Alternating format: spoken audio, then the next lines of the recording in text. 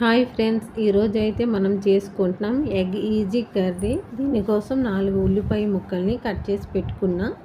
దీంట్లో 5 ఎగ్స్ ఇంకా half spoon oil salt వేసుకొని బాగా కలిపి పక్కన పెట్టుకోవాలి. పక్కన పెట్టుకున్నాక స్టవ్ పైన ప్యాన్ పెట్టి ఆయిల్ వేసుకున్న హీట్ ఎక్కాక కలుపుకున్న మిశ్రమాన్ని ఆమ్లెట్లో వేయాలి.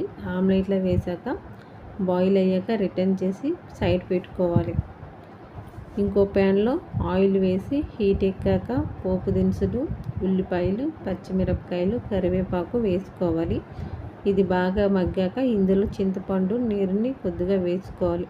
ఇది కొంచెం మరిగాక ఇందులో ఉప్పు, పసుపు, కారం వేసుకోవాలి. సాల్ట్ మన టేస్ట్కి తగ్గట్టుగా వేసుకోవాలి. ఈ విధంగా వేసి బాగా మరగనివ్వాలి.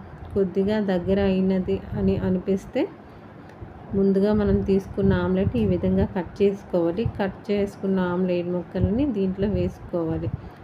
ఈ ఆమ్లెట్ ముక్కలు చింతపండు ఇగురులో బాగా మగ్గాక గరం మసాలా పౌడర్, కొద్దిగా బెల్లం వేసుకోవాలి. బెల్లం వేసుకోను అనేవారు కొద్దిగా కారం ఎక్కువగా వేసుకోవాలి. ఇదిగోండి, మనకు కావాల్సిన ఎగ్ ఈజీ కర్రీ రెడీ.